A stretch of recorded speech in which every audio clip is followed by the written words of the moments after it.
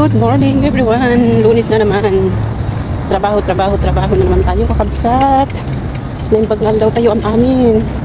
Hindi tayo trabaho. Tanod na may gatang itimakan. Magmag na akto yung kadaratan. Kaysa magnakid sa bangir.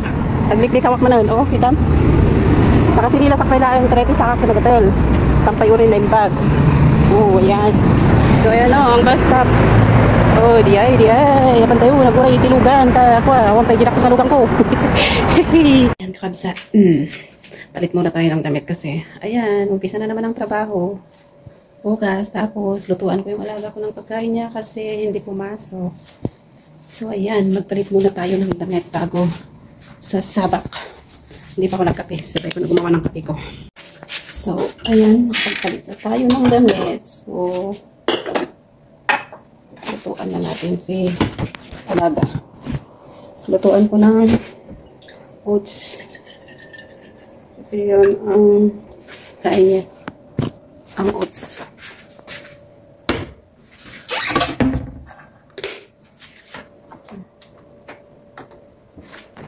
Lutuan ko siya. Tapos mamaya, maglinis na naman ako. Nakakanap akong trabaho kasi yung mga kamay ko puro sugat-sugat. Sugat-sugat. Parang magawa ko hindi magtrabaho.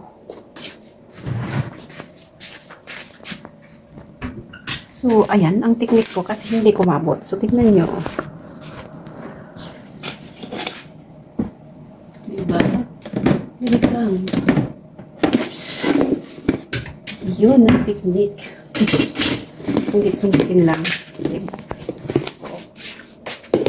Ayan. Lagyan natin ang pagkain niya sa dalawa.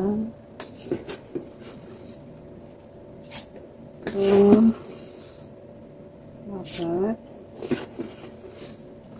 Ay, sorry naman.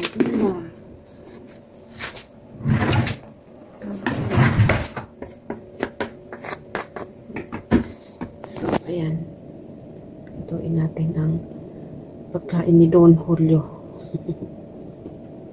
Ito ang umpisa ng trabaho ko. Mamaya, pagkatapos, ibigay ko ang pagkain niya. Tapos, magligpit ako. Tapos, vacuum, punas-punas, linis, CR. Ay, naku, Diyos ko. Tapos, mamaya, pagkatapos, magluto na naman ako ng tanghalian.